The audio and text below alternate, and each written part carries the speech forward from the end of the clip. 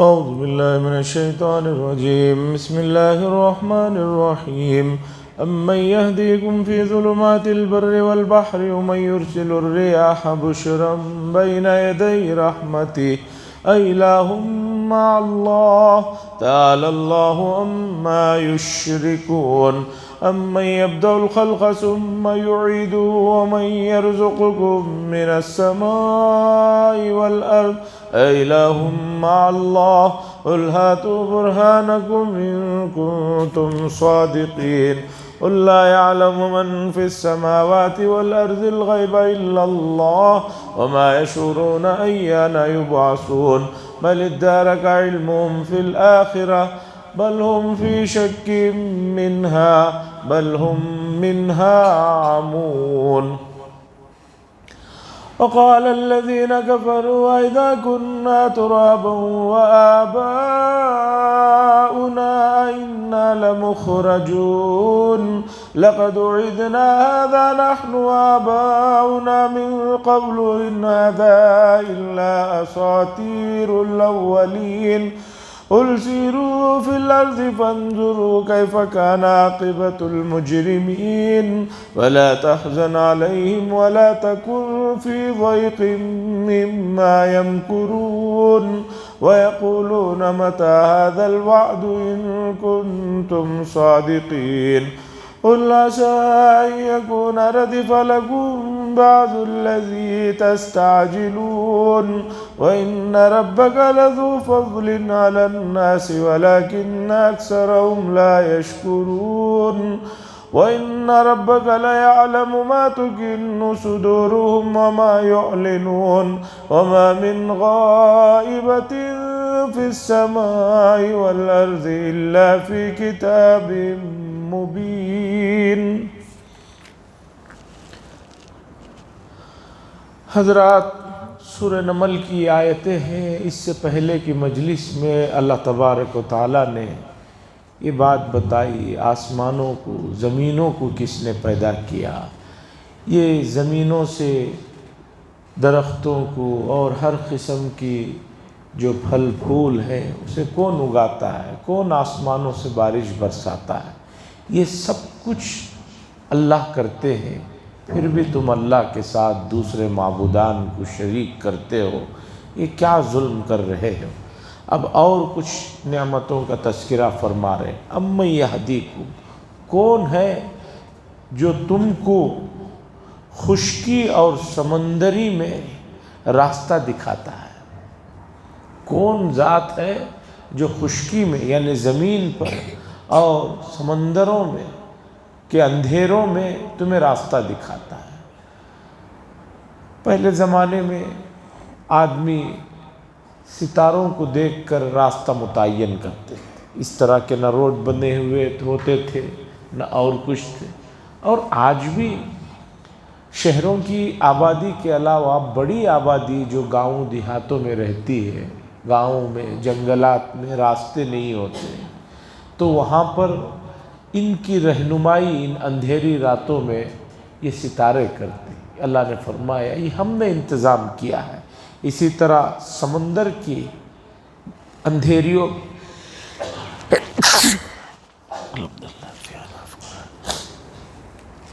سمندر کے اندھیروں میں بھی یعنی سمندر کے اندھیروں میں بھی کون سی ذات ہے جو راستہ دکھاتی.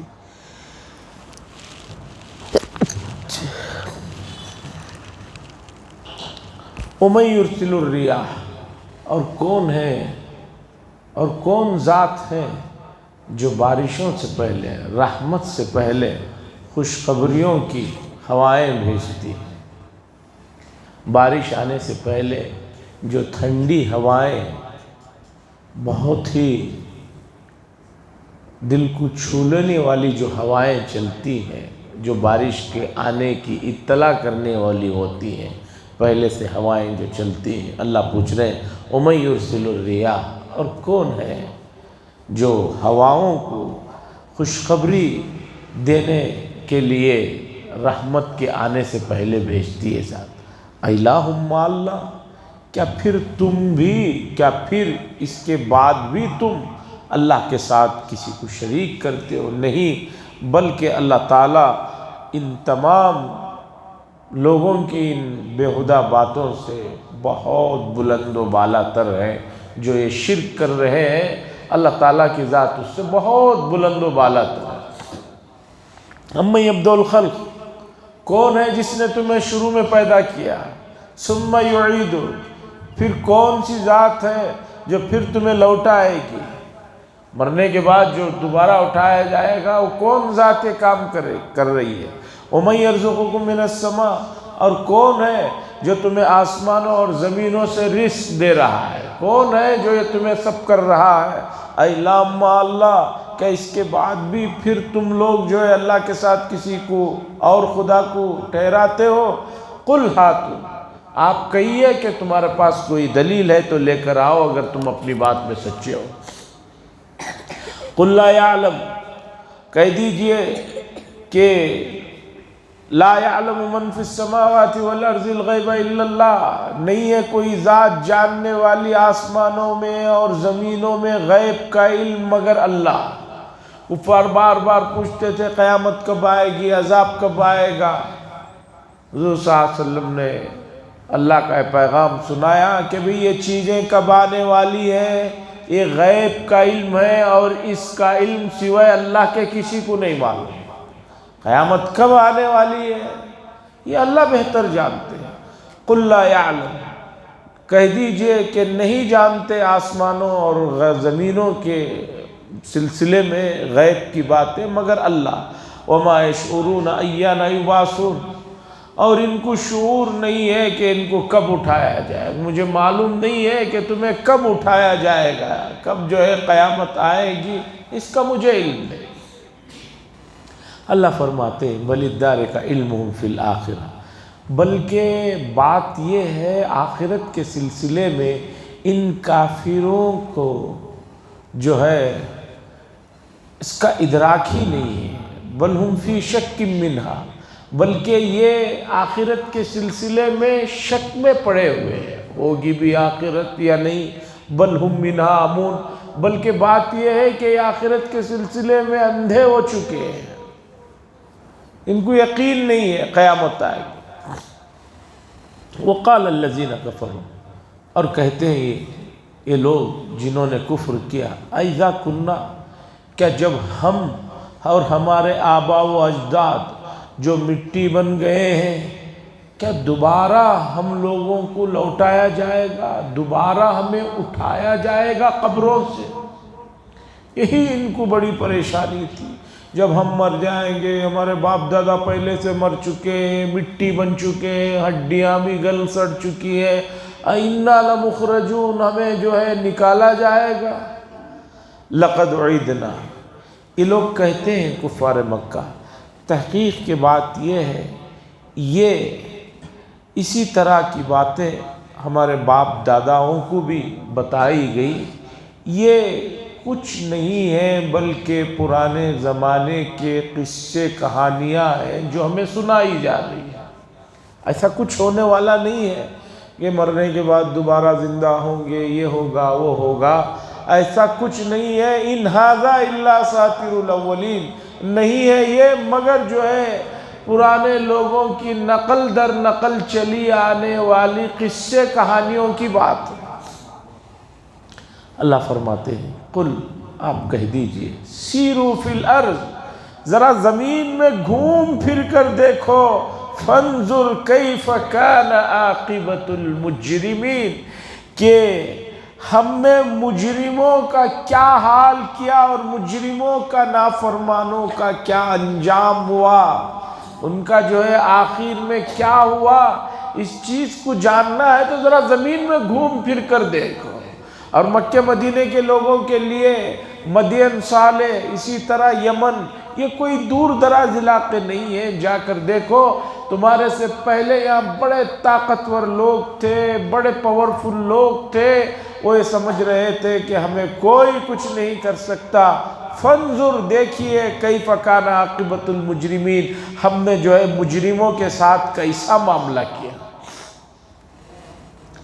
ہمارے اپنے ملک میں بھی اگر ہم گھوم پھر کر دیکھیں تاریخی چیزیں تو پتہ چلتا ہے کہ کیسی کیسی حکومتیں تھیں، کیسے کیسے طاقتور لوگ تھے، لیکن جب ان میں اللہ کے سلسلے میں بغاوت کے جذبے پیدا ہوئے تو وہ حکومتیں ختم ہو کر رہ گئی۔ ذریعہ کچھ بھی بنا ہو، یہ بحث نہیں ہے، ذریعہ کیا بنا اس میں مت پڑیے، یہ دیکھیے کہ کیسی کیسی حکومتوں کا کیا حال ہوگا۔ سب جو ہے ختم ہو کر رہ گئے۔ آج اتنے سال گزرنے کے بعد بھی وہ تاریخی عمارتیں ہمیں بتا رہی ہیں کہ کبھی یہاں بڑے بڑے لوگ ہوا کرتے تھے، لیکن جو ہے انجام کیا ہوا۔ دلی کی جامع مسجد آج بھی کوئی بھی جاتا ہے دلی، حتیٰ کہ غیر مسلم بھی جائے تو جا کر دلی کی جامع مسجد ہی دیکھ لیتے ہیں، لال قلعہ دیکھ لیتے ہیں۔ دلی کی جامع مسجد کی سیڑھیوں پر ایک زمانہ وہ بھی آیا کہ مغلیہ سلطنت کے شہزادے اور ان کی اولاد جو ہے ان سیڑھیوں پر بیٹھ کر بھیک مانگ رہی تھی، اور نماز پڑھ کر آنے والے لوگ دوسرے بھکاریوں کو تو بھیک دیتے تھے، ان شہزادوں کو اور ان کی اولاد کو دھتکارتے تھے اور کہتے تھے کہ تم لوگوں کی وجہ سے آج یہ حالت ہماری ہوئی ہے، تم تو بھیک کے بھی مستحق نہیں ہو۔ بتانا یہ ہے طاقتیں، دولتیں، یہ سب کچھ رہنے والی چیز نہیں ہے، یہ زوال پذیر چیزیں ہیں۔ اس لیے ان چیزوں کو اگر کوئی آدمی مقصد بنا لیتا ہے تو وہ دھوکہ کرتا ہے۔ ضرورت کی تو ہے، شریعت اس سے منع نہیں کرتی، لیکن ضرورت اور مقصد میں فرق ہے۔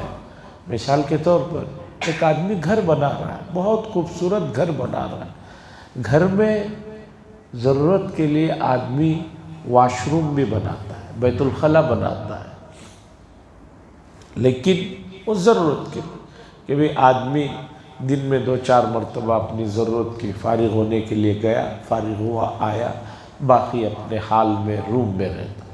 اگر کوئی آدمی واش روم ہی کو ضرورت کے بجائے مقصد بنا لے کہ ہر وقت مجھے واش روم میں ہی بیٹھے رہنا اچھا لگتا ہے، اس لیے اسے بہت سنوار رہا ہوں، مجھے یہیں سکون ملتا ہے، تو لوگ کیا کہیں گے؟ بھئی واش روم ضرورت کی تو چیز ہے، روز میں جانا ہے، اس کے بغیر سکون نہیں ہے، لیکن وہ گھر بنانے کا وہ مقصد نہیں کہ ہر وقت آدمی واش روم میں بیٹھا رہے، بیت الخلا میں بیٹھا رہے۔ تو دنیا اور دنیا کی جتنی چیزیں اللہ نے جو انسانوں کے لیے پیدا کی ہیں یہ ضرورت کی ہے، اسے استعمال کرنے سے اللہ اور اس کے رسول نے کبھی منع نہیں کیا، لیکن اسے مقصد مت بنا لو کہ بھئی بس یہی ہے، اس کے علاوہ کچھ نہیں ہے۔ یہ جو آدمی دھوکہ کھاتا ہے، یہ دھوکہ اسے اس وقت اس سے آنکھیں کھلتی ہے جب جو ہے سکرات کا عالم طاری ہوتا ہے، تب پتہ چلتا۔ اور موجودہ زمانے میں آپ بہت دور دراز جانے کی ضرورت نہیں ہے، اپنے آس پاس اطراف میں دیکھیے کہ بعض لوگ زندگیوں میں اتنے ظالم و جابر اور فرعون بنے بیٹھے رہتے تھے، لیکن صحت نے انہیں ایسے حال پر لا کر چھوڑ دیا ہے کہ وہ اب ایک ایک آدمی کے چہرے کو دیکھنے کے لیے ترس رہے ہیں، کسی کی مسکراہٹ کے لیے ترس رہے ہیں، لیکن کوئی انہیں بات کرنے کے لیے تک تیار۔ دور دراز نہیں، آس پاس کے آپ اطراف میں غور و خوض کریں گے پتہ چلے گا۔ اللہ فرما رہے کہ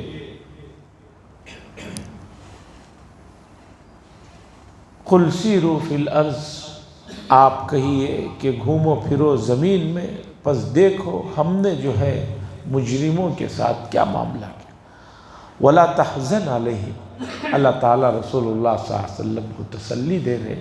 مکے کے لوگ جو اس طرح کی باتیں کرتے ہیں، آپ کی شان میں گستاخی کرتے ہیں، اور جو اسلام سے منہ موڑ کر بے خودگی کا اظہار کرتے ہیں، آپ غمزدہ نہ ہو، ولا تحزن علیہ، ان پر آپ غم نہ کریں کہ ایمان نہیں لا رہے ہیں، آپ غم نہ کریں، اور ان کی ان بیہودہ باتوں کی وجہ سے آپ اپنے دل میں تنگی نہ محسوس کریں۔ وَلَا تَكُنْ فِي ضَيْقٍ مِّمَّا يَمْكُرُونَ، ان لوگوں کے مکر و فریب اور سازشوں سے آپ اپنے دلوں کو تنگ مت کیجئے، تسلی رکھیے، کچھ ہونے والا نہیں ہے۔ وَيَقُولُونَ، اور یہ کفار مکہ کہتے ہیں، مَتَى هَذَا الْوَعْدُ إِن كُنتُمْ صَادِقِينَ، بھئی وہ وعدہ کب سچا ہوگا جس کا تم کہہ رہے ہو؟ وہ وعدہ کب پورا ہوگا؟ قیامت آنے کا وعدہ کب پورا ہوگا؟ اگر آپ سچے ہیں تو وہ وعدہ کب پورا ہوگا مجھے بتائیے۔ اللہ فرما رہے ہیں، قل، آپ کہہ دیجئے، عَسَىٰ أَن يَكُونَ رَدِفَ لَكُمْ بَعْضُ الَّذِي تَسْتَعْجِلُونَ، ان قریب وہ چیز جس کی تم لوگ جلدی مچا رہے ہو، یعنی قیامت کی اور عذاب کی جو تم جلدی مچا رہے ہو، اس کا کچھ حصہ تو تمہیں آ کر لگا ہے، لگنے والا ہے اور لگ چکا ہے۔ کیا؟ بدر میں 70 آدمی مارے گئے، 70 بڑے گرفتار ہو گئے۔ تم لوگ جو آخرت کے عذاب کی جلدی مچا رہے ہو، اس کا کچھ حصہ تو تمہیں دنیا ہی میں آ کر لگا ہے۔ جگہ جگہ تمہیں شکست ہو رہی ہے، جگہ جگہ تمہیں مایوسی مل رہی ہے، جگہ جگہ تم ذلیل و خوار ہو رہے ہو۔ وہ جو عذاب بڑا آنے والا ہے، اس سے پہلے تو کچھ حصہ تمہیں ابھی سے آ کر لگا ہوا ہے، جلدی کیوں مچاتے ہو؟ وَإِنَّ رَبَّكَ لَذُو فَضْلٍ، اللہ جواب دے رہے، بے شک آپ کا رب بہت مہربان ہے، لذو فضل، بہت مہربان ہے لوگوں پر، وَلَكِنَّ أَكْثَرَهُمْ لَا يَشْكُرُونَ، لیکن اکثر لوگ اس کا شکریہ نہیں ادا کرتے۔ اللہ بڑے مہربان ہیں، اللہ نے لوگوں کو سنبھلنے کے لیے موقع دیا ہے۔ جیسے ماں باپ، بچے بدتمیزی کر رہے ہیں، یہ کر رہے ہیں، والد کو امید ہے انشاءاللہ اب سدھر جائے گا، اب کام پر آ جائے گا، اب لائن پر آ جائے گا، امید پر ایک دنیا قائم ہے۔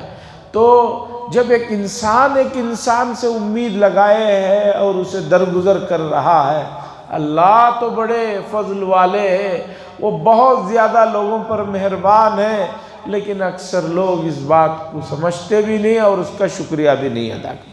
وَإِنَّ رَبَّكَ لَيَعْلَمُ مَا تُكِنُّ صُدُورُهُمْ وَمَا يُعْلِنُونَ، اور بے شک آپ کا رب جانتا ہے وہ تمام چیزیں جو سینوں میں چھپائے ہوئے ہیں۔ سینے جو چیزوں کو لے کر چھپائے ہوئے ہو، سینوں کی وہ تمام باتیں اللہ تعالیٰ جانتے ہیں۔ وَمَا يُعْلِنُونَ، اور جس بات کو علانیہ تم کہہ رہے ہو وہ بھی باتیں اللہ جانتے ہیں۔ ایسا نہیں ہے کہ اللہ کو تمہاری ان حرکتوں کا علم نہیں ہو رہا ہے۔ وَمَا مِنْ غَائِبَةٍ، اور نہیں ہے کوئی چیز غائب آسمانوں میں اور زمین میں مگر وہ لوح محفوظ میں ایک واضح کتاب میں لکھی ہوئی ہے۔ لوح محفوظ میں ہر چیز ریکارڈ ہے۔ بہت پہلے یہ باتیں لوگوں کو سمجھ میں نہیں آتی تھی کہ بھی اتنی ساری چیزیں کیسے محفوظ ہیں، لیکن سائنس کی ترقی دیکھیے کہ یہ سب آسان کر دی گئی۔ آج دنیا کے تقریباً سبھی ملکوں میں واٹس ایپ کا استعمال ہے، اور واٹس ایپ میں ہر آدمی جو بھی بات چیت کر رہا ہے، لکھ رہا ہے، تحریریں بھیج رہا ہے، چیٹنگیں ہو رہی ہیں، وہ اپنے موبائل سے چاہے مٹا دے، چاہے اپنا موبائل نمبر ختم کر دے، لیکن وہ تمام چیزیں جو ہے اس کا جو ہیڈ کوارٹر امریکہ میں ہے وہ محفوظ ہے، چاہے 10 سال گزر جائیں وہ ڈاٹا محفوظ ہے۔ گوگل والے کے پاس ان کے اپنے صارفین کے ریسرچ کردہ تمام چیزیں محفوظ ہیں۔ جب ایک انسان اتنا اپنے دماغ سے ترقی کر سکتا ہے کہ پورے دنیا کے لوگوں کی چیزیں بلکہ پرائیویٹ چیزیں تک محفوظ رکھ سکتا ہے، تو اللہ تعالیٰ تمام لوگوں کی اور اسی طرح تمام عالم کی باتوں کو اپنے پاس محفوظ رکھیں، کون سی ایسی بڑی بات ہے؟ اور آپ جاننا چاہیے، مثال کے طور پر فیس بک کا مالک ہے، وہ کوئی بہت زیادہ اپنے زمانے کا، پڑھنے کے زمانے کا ذہین طالب علم نہیں ہے، بلکہ اور بہت کمپنیوں کے بڑے بڑے لوگ، ان کے بارے میں آتا ہے کہ یہ ایسے کوئی اپنے زمانے کے جو ہے ذہین ترین لوگ نہیں تھے۔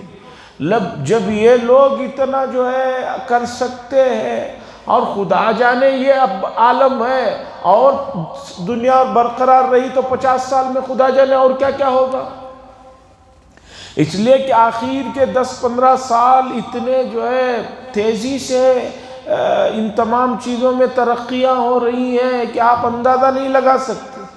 پہلے کے زمانے میں آدمی کو یہاں سے وہاں تک جانے کے لیے رستہ معلوم اگر کسی کو ہے تو وہ ایک بہت بڑی دولت تھی۔ وہ سمجھتے تھے اس آدمی کو میسور سے بنگلور تک کے جانے کے 2 رستے معلوم ہیں، وہاں اندر بھی معلوم ہے۔ اب کوئی آدمی دنیا کے کسی بھی ملک سے کسی بھی شہر میں جاتا ہے، وہ کسی کو راستے میں کھڑا کر کے پوچھتا نہیں ہے، بلکہ وہ میپ ڈالتا ہے، جاتے رہتا ہے۔ ہم نے 80 کے زمانے میں دیکھا، پہلے ہر شہر کا ایک میپ ہوا کرتا تھا، پیپر ہوا کرتا تھا۔ انگریزوں کو میں دیکھتا تھا ادھر ہمارے شیواجی نگر ادھر کے علاقوں میں کہ وہ کھڑے ہو کر جو ہے وہ دیکھ رہے ہیں، اس وقت ہم یہاں کھڑے ہیں، یہاں ہیں۔ ہم بچے سوچتے پتہ نہیں کیا ہے یہ لے کر گھوم رہے ہیں۔ میپ ہوا کرتا تھا، بڑا پیپر ہوا کرتا تھا، اس سے کہتے تھے یہاں یہ ہے۔ لیکن اب تازہ کہ بھئی آپ کو یہاں سے وہاں تک جانا ہے، اس وقت کون سا روٹ جو ہے خالی ہے، کون سا روٹ بزی ہے، وہ بھی بتا دیا جاتا ہے۔ تو جب دنیا اتنی ایک انسان سوچ کر ترقی لا کر رہا ہے، لوگوں کی چیزوں کو ڈاٹا محفوظ کر رہا ہے، آپ کی تمام خفیہ باتوں کو محفوظ کر رہا ہے، تو ذرا سوچئے کہ اللہ کی ذات اگر یہ کہہ رہی ہے کہ وَمَا مِنْ غَائِبَةٍ فِي السَّمَاءِ وَالْأَرْضِ، نہیں ہے کوئی چیز غائب، نہ آسمانوں میں نہ زمینوں میں، إِلَّا فِي كِتَابٍ مُبِينٍ، مگر ایک واضح اور روشن کتاب میں وہ چیزیں محفوظ ہیں، پورا ڈاٹا وہاں پر محفوظ ہے۔ اس لیے اے نبی صلی اللہ علیہ وسلم، ہمیں ان لوگوں کی باتوں سے جو آپ کو دکھ غم ہو رہا ہے پریشان نہ ہو، یہ سب ہم دیکھ رہے ہیں۔ اللہ فرماتے ہیں اِنَّ هَذَا الْقُرْآنِ، اس قرآن کی خوبی تو سنو، اس قرآن کی جو ہے عظمت تو سنو۔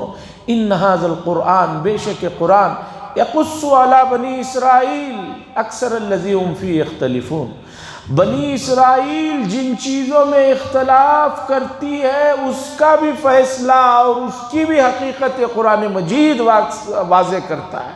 اکثر الذی ہم فی یختلفون، جن چیزوں میں بنی اسرائیل اختلاف کرتے ہیں، اللہ تعالیٰ فرما رہے ہیں قرآن ان کا بھی فیصلہ کرتا ہے۔ مثال کے طور پر عیسائیوں کے سلسلے میں یہودیوں میں اختلاف تھا۔ عیسائی جو ہے، عیسیٰ علیہ السلام کی جو قوم ہے وہ بھی اصلاً یعقوب علیہ السلام کی اولاد ہی میں سے ہے، تو عیسیٰ علیہ السلام کے سلسلے میں یہودیوں کے بڑے الٹے سیدھے اختلافات تھے۔ قرآن نے آ کر بتایا اِنْ هُوَ إِلَّا عَبْدٌ أَنْعَمْنَا عَلَيْهِ وَجَعَلْنَاهُ مَثَلًا لِبَنِي إِسْرَائِيلَ، یہ بھی عیسیٰ علیہ السلام بھی جو ہے اللہ کے ایک بندے ہیں جنہیں اللہ تعالیٰ نے منتخب فرمایا تھا۔ اسی طریقے پر اور کئی مسائل میں یہود کے علماء جو اختلاف کرتے تھے، قرآن نے اس کا بھی فیصلہ فرمایا کہ حقیقت یہ، جب یہ بات ہے کہ یہ قرآن گزرے ہوئے لوگوں کے اختلافات اور ان کی جو چیزوں میں ان کو جو غلطیاں ہیں اس کی اصلاح کر رہا ہے، تو آگے تم لوگوں کو اس قرآن کو ماننے میں کیا پریشانی ہے؟ جو جس 100 سالوں سے جو ہے لوگوں میں اختلاف کی وجہ بنے ہوئی تھی، حقیقت معلوم نہیں تھی، قرآن نے آ کر اس کی حقیقت بتائی۔ اللہ فرما رہا وَإِنَّهُ لَهُدًى، بے شک یہ کتاب یعنی قرآن ہدایت ہے، اس میں سراپا ہدایت ہے، وہ رحمہ، اور یہ رحمت ہے مومنین کے لیے، ماننے والوں کے لیے۔ ان ربک یقضی بینہم بحکم، بے شک آپ کا رب فیصلہ فرمائیں گے ان کے درمیان میں اپنے جو ہے حکم کے ذریعے سے، بحکم ہی اپنا فیصلہ نازل فرمائیں گے۔ وَهُوَ الْعَزِيزُ الْعَلِيمُ، اور بے شک آپ کا رب بہت زیادہ زبردست طاقت والے بھی ہیں اور بہت علم والے بھی ہیں۔ وَتَوَكَّلْ عَلَى اللَّهِ، آپ جو کام جتنا کرنا تھا وہ کر دیے، اب آپ اللہ پر بھروسہ کیجئے۔ إِنَّكَ عَلَى الْحَقِّ الْمُبِينِ، بے شک آپ کھلے ہوئے حق پر ہے، آپ ناحق پر نہیں۔ یہ تمام لوگوں کے لیے حکم ہے، آدمی اپنے طریقے پر اپنے طرف سے جتنی کوشش ہو سکے وہ کام کرے، اس کے بعد اللہ پر بھروسہ کرے، مایوس نہ ہو۔ اور بہت سی چیزوں میں دو آدمیوں میں الگ الگ رائے ہو سکتے ہیں، لیکن ایک دوسرے کا احترام ہے کہ سنیں۔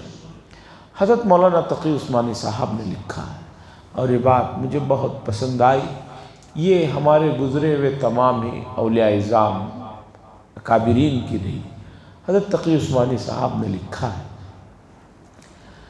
کہ آپ کو ایک بات سمجھ میں آ رہی ہے تو وہ آپ اپنی بات بتا دیجیے، اگر دوسرا اس بات کو سمجھتا ہے مانتا ہے تو ٹھیک ہے، نہیں سمجھ میں آ رہی وہ اپنی ایک بات بتا رہا ہے تو آپ اس کی بات کو بھی سنیے، آپ اس کی بات کو بھی سنیے۔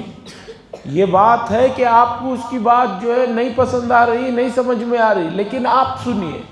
اب اپنی بات سنانے کے بعد کہیے کہ بھی مجھے یہ بات سمجھ میں آئی ہے، میں اس پر عمل کر رہا ہوں، آپ کو یہ سمجھ میں نہیں آ رہی، آپ کو جو سمجھ میں آ رہی ہے وہ کریے، لیکن اس کے اوپر مسلط مت ہو جائیے کہ نہیں آپ کو بھی یہی سننا ہوگا، یہی کرنا ہوگا، نہیں تو نہیں کام چلے گا۔ تو یہاں سے جو ہے پھر اختلافات، پھر لڑائی جھگڑا ہوتا ہے۔ کن امور میں؟ جن امور میں اجازت ہے، ہاں جن امور میں کوئی اختلاف کی وجہ ہی نہیں، کوئی آدمی بولے نہیں بھی مجھے ظہر کی نماز جو ہے نہیں پڑھنا ہے، میں عصر میں آ کر پڑھ لوں گا، مجھے یہ رائے اچھی لگتی ہے ایک ساتھ دو نمازیں پڑھ لوں، اس میں نہیں ہے۔ جن امور میں گنجائش ہے، اب مثال کے طور پر یہاں سے کسی آدمی کو میسور جانا ہے، ایک آدمی کو لگ رہا ہے یہاں سے میسور کو جانے کے لیے ٹرین کے ذریعے سے سفر کرنا اچھا ہے، ایک آدمی کو لگ رہا ہے نہیں بھائی ٹرین نہیں، میں تو بس میں جانا پسند کرتا ہوں۔ کیوں؟ اس لیے کہ ٹرین کے لیے ٹائم ٹیبل کی ضرورت ہے، وہاں جانا، ٹکٹ خریدنا، انتظار کرنا، یہ لمبے کارستانیاں ہیں۔ اور بس کا مسئلہ کچھ نہیں، یہاں سے کنگیری کے پاس چلے جاؤ، وہاں ہر 2 منٹ کو بس آ رہی ہے، بیٹھو چلے جاؤ۔ اب آپ نے اپنی رائے دے دی کہ بھئی مجھے بس میں جانا اچھا ہے، آپ عمل کیجئے۔ ایک آدمی کہہ رہا مجھے ٹرین میں جانا اچھا لگتا ہے، کہیے کہ بھئی ٹھیک ہے آپ کو اچھا لگ رہا ہے کریے۔ تیسرا آدمی کہہ رہا ہے نہیں میں نوجوان ہوں، میں وہ ٹرینوں کے بسوں کے دھکے نہیں کھاتا، میرے پاس جو ہے کار ہے، میں کار میں جانا، ٹھیک ہے اسے اپنی پسند ہے، اسے جانے دیجئے۔ چوتھا کہہ رہا ہے میں 2 ویلر میں جاؤں گا، جانے دیجئے، اس کی اپنی مرضی ہے۔ کوئی آدمی کہنے میں بھاگتے ہوئے چلا جاؤں، جانے دیجئے، بھاگ کر جانے دیجئے۔ کوئی آدمی کہے میرے پاس گھوڑا ہے میں گھوڑے میں جاؤں گا، جانے دیجئے۔ لیکن آپ یہ مسلط ہو جانا اس کے اوپر نہیں، آپ کو میسور کے لیے بس میں ہی جانا ہوگا، بس کے علاوہ جو جا رہے ہیں وہ غلط ہے، ناجائز ہے، ٹھیک نہیں ہے، یہ ہے وہ ہے، اب اس کے پیچھے پڑ جانا یہ جو ہے دوسرے کا احترام نہیں ہے۔ اسی طرح ایک آدمی یہاں سے کسی محلے تک جانا چاہتا ہے، اب 2-3 راستے ہیں، وہ کوئی راستہ پکڑ رہا ہے، وہ کوئی پڑ رہا ہے، ایک آدمی نہیں میں جس راستے سے جا رہا ہوں ویسے ہی جانا ہوگا، یہ جو ہے ٹھیک نہیں۔ وہ العزیز الحکیم۔ فتوکل علی اللہ، آپ اللہ پر جو ہے بھروسہ کیجئے، انک علی الحق المبین، بے شک آپ جو ہے کھلے کھلے حق پر ہے، گھبرانے کی ضرورت۔ انک لا تسمع الموتى ولا تسمع الصم الدعاء اذا ولوا مدبرین، بے شک آپ مردوں کو نہیں سنا سکتے اور نہ بہروں کو سنا سکتے ہیں جب وہ لوٹ کر جا رہے ہوں۔ انک لا تسمع الموتى، بے شک آپ مردوں کو نہیں سنا سکتے اور نہ بہروں کو سنا سکتے ہیں جب وہ آپ کی طرف پیٹھ پھیر کر جا رہا ہو۔ اس آیت میں یہ پہلے نمبر پر یہ آیت آ رہی ہے، آگے بھی اس مضمون کی دو الگ الگ جگہ پر آیتیں آئیں گی جس میں مردے انتقال ہونے کے بعد جو لوگ قبروں میں ہیں وہ سنتے ہیں یا نہیں سنتے ہیں۔ اسے کہتے ہیں سماع موتا، یعنی مردے سنتے ہیں یا نہیں سنتے ہیں۔ یہ مسئلہ حضرات صحابہ کرام رضی اللہ تعالیٰ علیہ مجمعین کے زمانے سے مختلف رہا ہے۔ عبداللہ ابن عمر رضی اللہ تعالیٰ عنہ فرماتے ہیں کہ مردے سنتے ہیں، سیدہ عائشہ رضی اللہ تعالیٰ عنہ فرماتے ہیں کہ مردے سنتے نہیں ہیں۔ دونوں حضرات کے پاس دلائل ہیں، لیکن یہ مسئلہ اتنا اہم اور بڑا نہیں ہے جتنا لوگ اسے بنا لیتے ہیں۔ اس مسئلے کے وضاحت انشاءاللہ اگلی مجلس میں کروں گا۔ لاسٹ میں یہ واقعہ سنا کر بات ختم کرنا چاہتا ہوں۔